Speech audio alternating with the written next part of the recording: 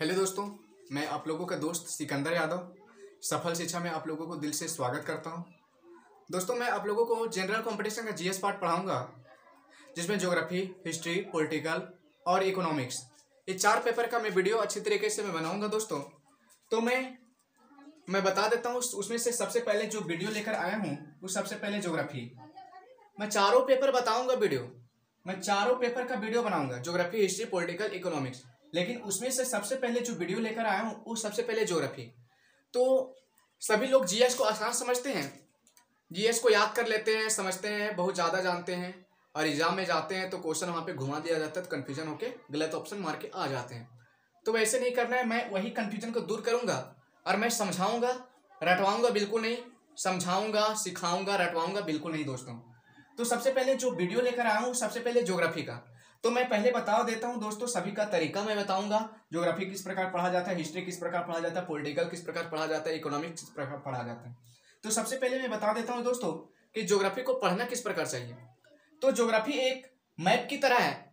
Geography एक, हम लोग बोलेंगे कि एक टेलीविजन की तरह है, क्योंकि इसमें मैप वगैरह को ध्यान में रखना पड़ेगा कि कौन पर्वत कहाँ पे है, कौन पठार कहाँ पे है, कौन मैदान कहाँ पे है, कौन झील, नदी, समुद्र कहाँ पे है, उसको ध्यान में रखना पड़ेगा मैप के हिसाब से।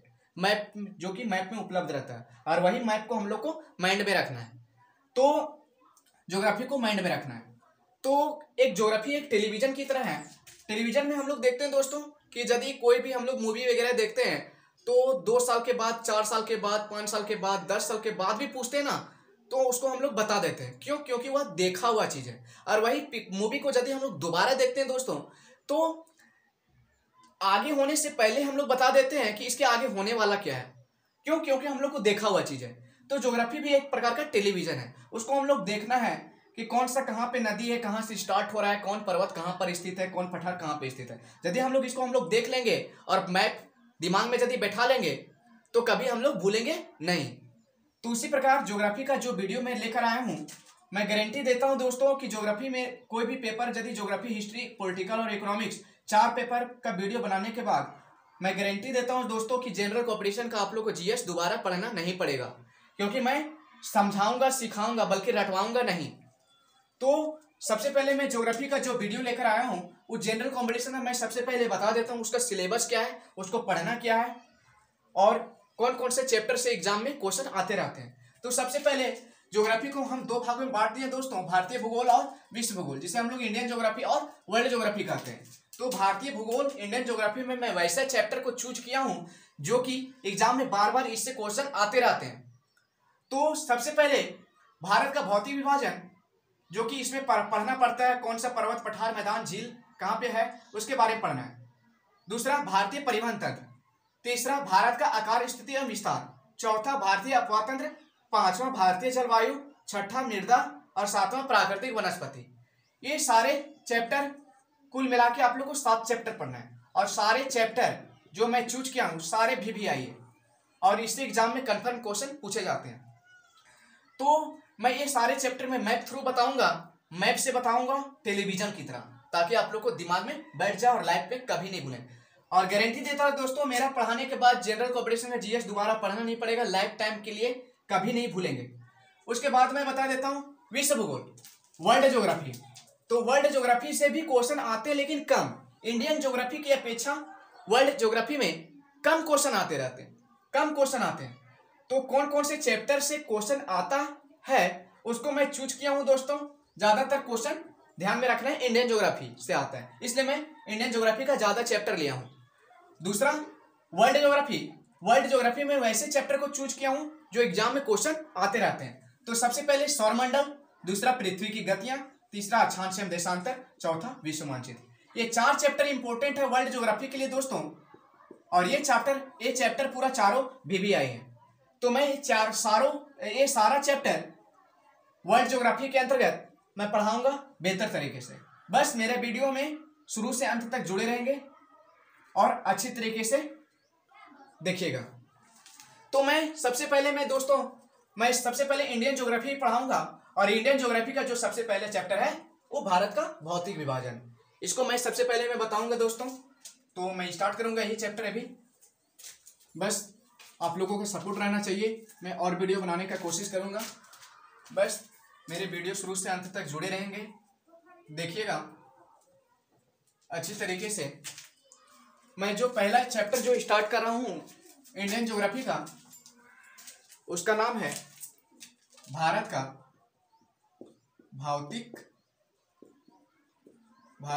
भौतिक विभाजन, फिजिकल ज्योग्राफी।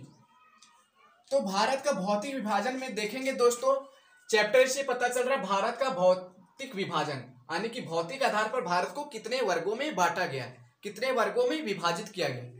तो उससे पहले मैं बता देता हूं, इस चैप्टर में सभी लोग कंफ्यूजन करते हैं, पर्वत क्या होता है, पठार क्या होता है।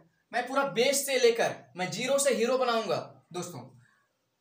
पर्वत, पठार, मैदान क्या होता है, पहाड़ क्या होता है, पर्वत श्रृंखला क्या होता है, सभी लोग इसका डिफिनेशन में कंफ्यूजन करते हैं। तो मैं इसी को सबसे पहले मैं क्लियर करता हूं। तो मैं दोस्तों सबसे पहले मैं बता देता हूं कि स्थल मंडल की जब भी ऊंचाई हम लोग ज्ञात करते हैं तो हम लोग समुद्र तल से ही करते हैं, समुद्र तल से ही करते हैं। अब तल होता क्या है, बहुत सारे कंफ्यूजन करते हैं विद्यार्थी लोग कि तल जो समझते हैं उस समुद्र का जो नीचे वाला हिस्सा होता है ना, उसी को समझते हैं, लेकिन वास्तविक में वह नहीं है। समुद्र के ऊपरी सतह को ही हम लोग समुद्र तल कहते हैं, जबकि नीचे वाला हिस्सा को हम लोग नीतल कहते हैं। नीचे वाला हिस्से को क्या कहते हैं, नीतल, जबकि ऊपरी सतह को हम लोग तल कहते हैं। तो जब भी हम लोग ऊंचाई ज्ञात करेंगे स्थल मंडल का, उस समुद्र तल से ही करेंगे। तो सबसे पहले मैदान किसे कहते हैं, तो समुद्र तल से जिसकी ऊंचाई 200 से 300 मीटर ऊंचा हो, परंतु ऊपरी भाग समतल हो, सपाट हो, उसे हम लोग मैदान के नाम से जानेंगे। कहां से ज्ञात करें दोस्तों, यही समुद्र तल से।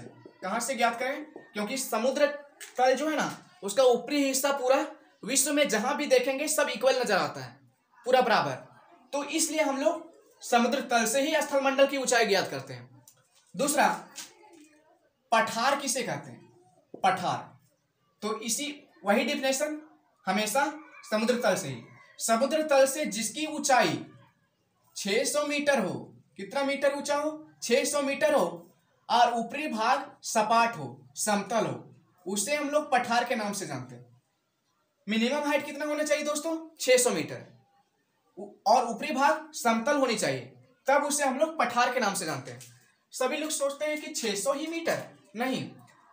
जैसे एग्जांपल मैं देता हूं दोस्तों, एग्जांपल कि पामीर का पठार जो कि विश्व का सबसे ऊंचा पठार है, इसकी जो ऊंचाई है वो 5000 मीटर है। कितना हो दोस्तों, 5000 मीटर है, लेकिन फिर भी इसे हम लोग पठार के नाम से जानते हैं। क्यों, अभी हम बताएं कि समुद्र तल से जिसकी ऊंचाई 600 मीटर हो उसे हम लोग पठार बोलते हैं। तो इसकी ऊंचाई भी नजर आ रहा है ना 5000 मीटर, तो 600 से ज्यादा ना है, इसलिए सब कंफ्यूजन करता है कि पामीर का पठार जब 600 ही लिए, पठार का डेफिनेशन 600 मीटर हो, ऊपरी भाग समतल हो, उसे हम लोग पठार, लेकिन इसकी ऊंचाई 5000 मीटर है, तब पर भी इसे हम लोग पामीर का पठार कहते हैं।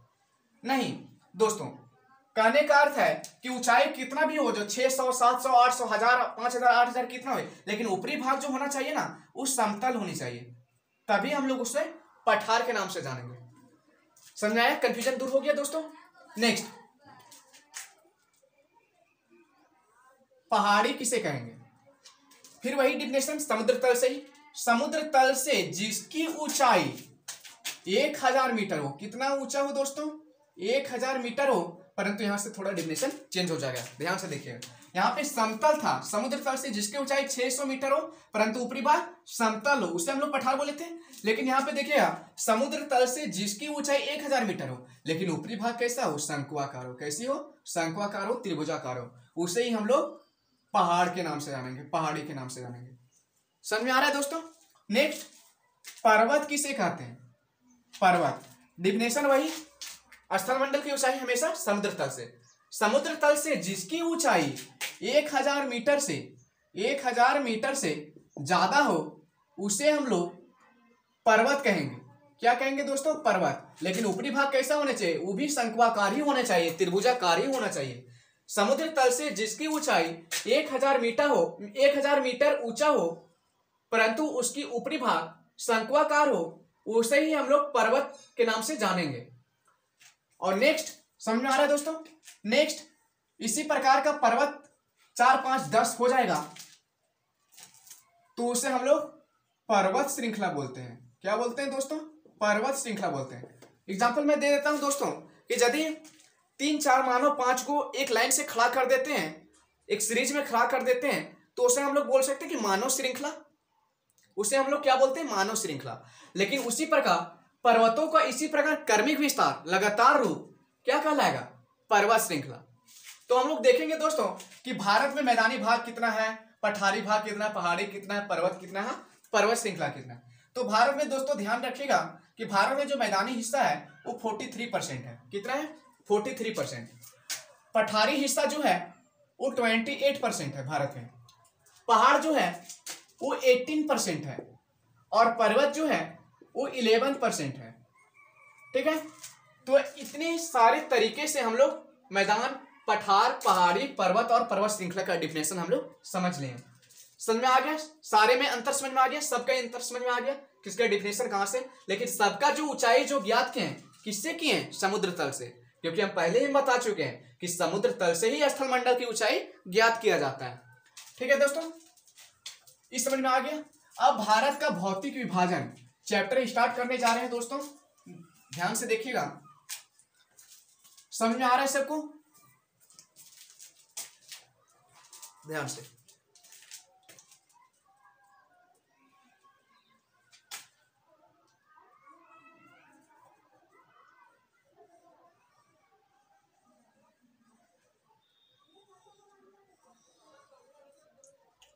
मैप बना रहा हूं भारत का दोस्तों, इसी से बताना है अभी।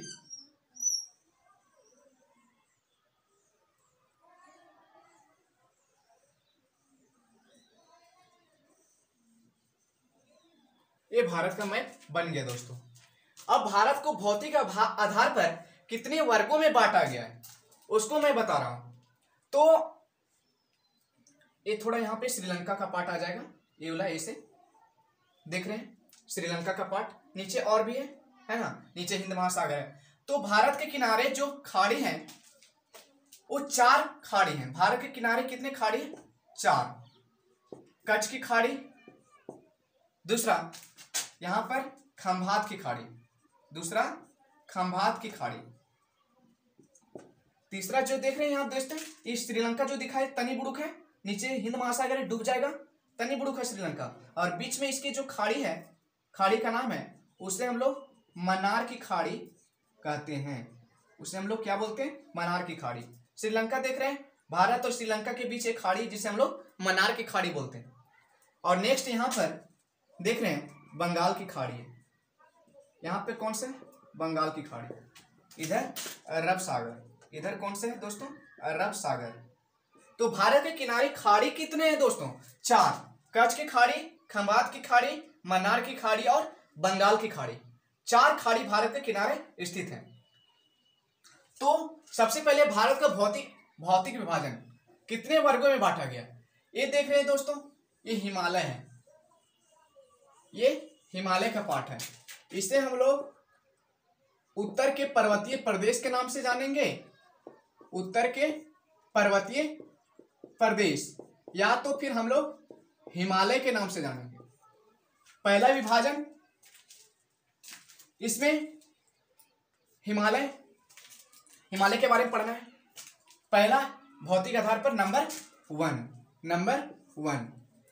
दूसरा देखेंगे कि यहां पर ही चाइना का इलाका पड़ जाता है दोस्तों, तिब्बत, और वहां पर एक पर्वत है जिसका नाम है कैलाश पर्वत। कौन सा पर्वत?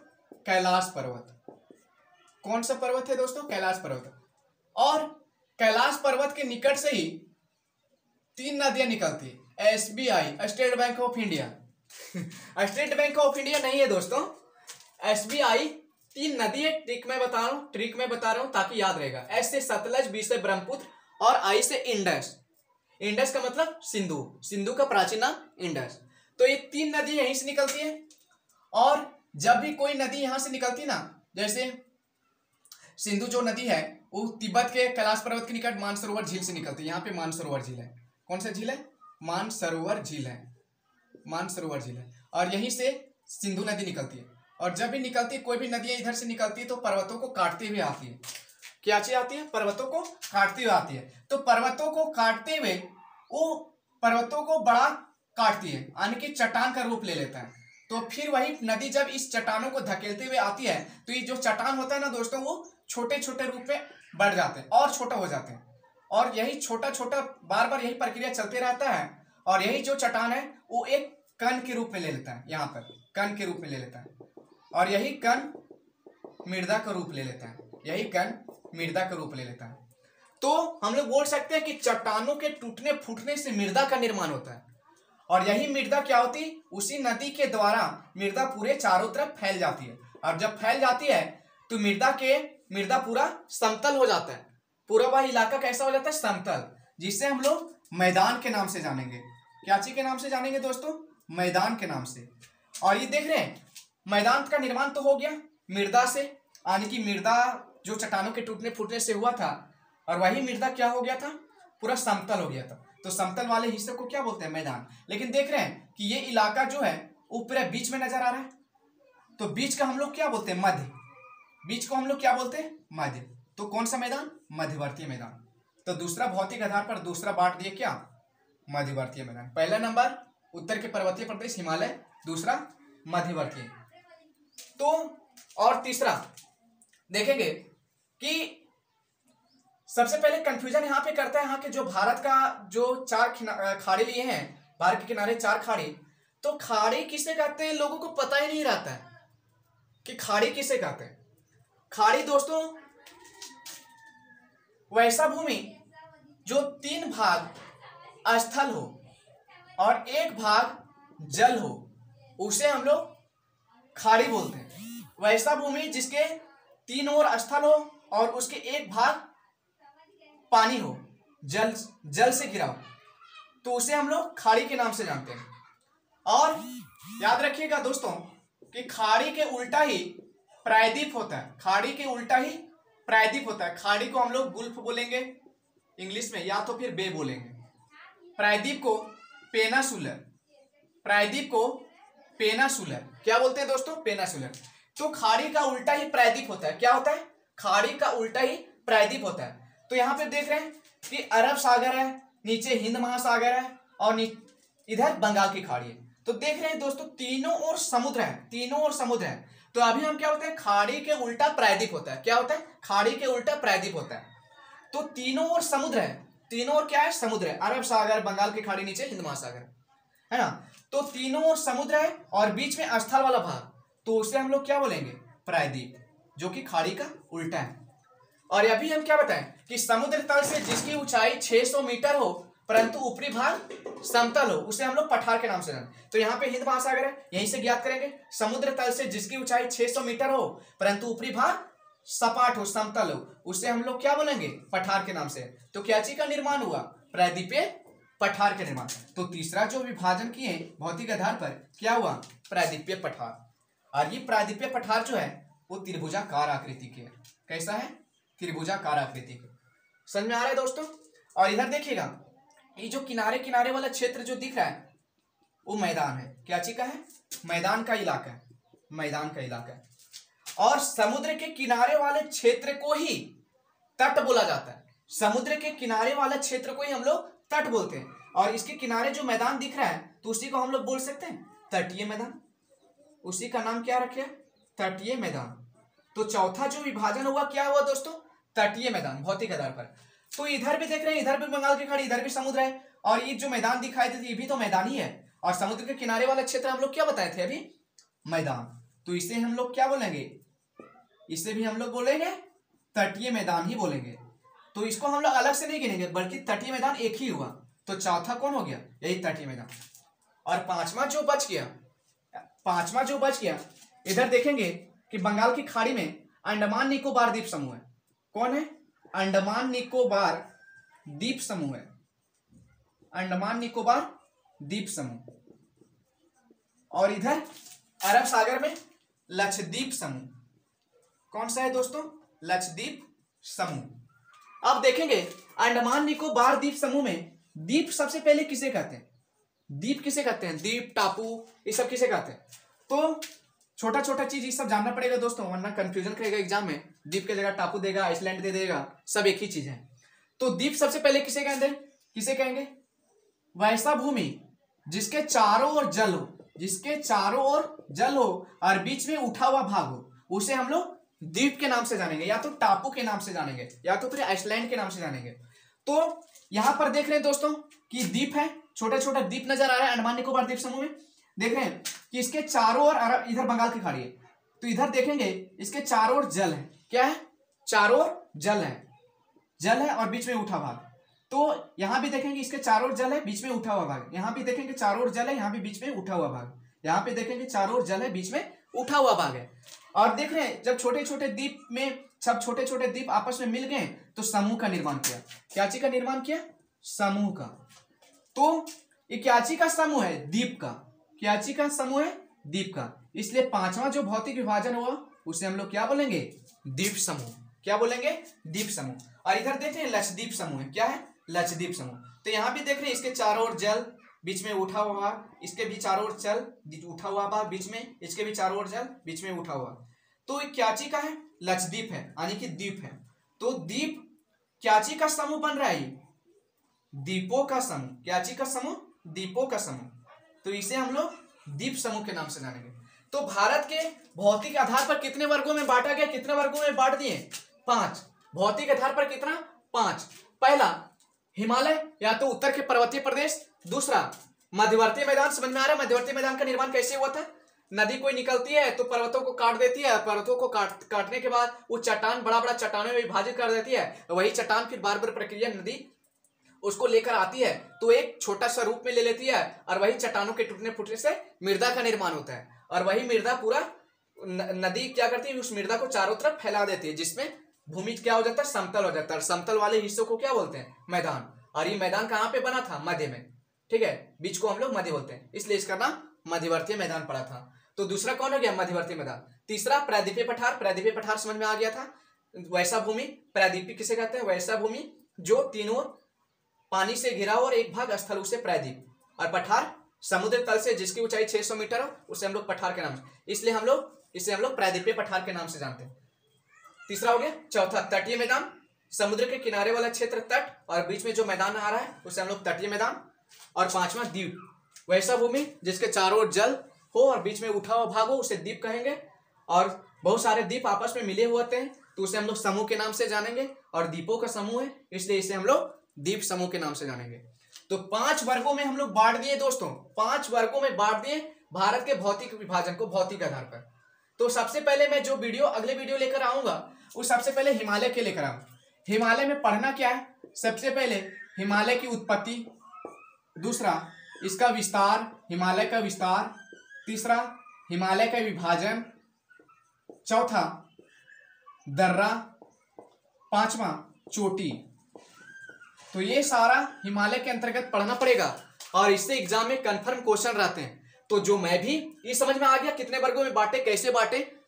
वास्तविक तौर पर भारत को भौतिक आधार पर कितने वर्गों में बांट दिए? 5 वर्गों में। तो 5 वर्गों में भौतिक आधार पर भारत को बांटा गया है। तो हिमालय के अंतर्गत देख रहे हैं, हिमालय सबसे पहले मैं वीडियो बताऊंगा अगले वीडियो में। सबसे पहले उसकी उत्पत्ति के बारे में, दूसरा हिमालय का विस्तार, तीसरा हिमालय का विभाजन, चौथा हिमालय का दर्रा, और पांचवा चोटी, पीक, जिसे हम लोग पीक बोलते हैं। तो ये सब अगले वीडियो में बताऊंगा दोस्तों, अगले वीडियो में बताऊंगा। ये सब समझ में आ गया। नेक्स्ट वीडियो जब भी लेके आऊंगा तो उससे हम लोग उत्तर के पर्वतीय प्रदेश या तो फिर हिमालय को बताऊंगा नेक्स्ट वीडियो में। तो ये तो समझ में आ गया होगा दोस्तों। तो नेक्स्ट वीडियो जब भी लेके आऊंगा हिमालय के बारे में लेके आऊंगा। तो यदि इतने बताने के बाद यदि आप लोग को ये वीडियो अच्छा लगा होगा, क्लास अच्छा लगा होगा, समझ में यदि आया होगा, तो दोस्तों मेरे चैनल को सफल शिक्षा को लाइक कर दीजिएगा, सब्सक्राइब भी कर दीजिएगा और शेयर भी कर दीजिएगा। मैं आप लोगों को कुछ नहीं मांगता हूं दोस्तों, आप लोगों को कुछ नहीं मांगता हूं। मेरे वीडियो देखने के बाद आप लोगों को कुछ नहीं मांगता हूं, बस मात्र कोई धन दौलत नहीं, कोई संपत्ति नहीं, कुछ नहीं मांग रहे दोस्तों। बस स्क्रीन पर दिखता होगा सब्सक्राइब का बटन दिखता होगा, सब्सक्राइब, लाइक और शेयर। सब्सक्राइब एक कर दीजिए, लाइक कर दीजिए और शेयर भी कर दीजिए। बस इतना ही मांगूंगा आप लोगों से दोस्तों। बस यदि आप लोगों का सपोर्ट यदि रहा तो अगला वीडियो लेकर आऊंगा हिमालय के बारे में, और उसको भी मैं मैप थ्रू ही बताऊंगा। ओके, धन्यवाद दोस्तों। जय हिंद, जय भारत।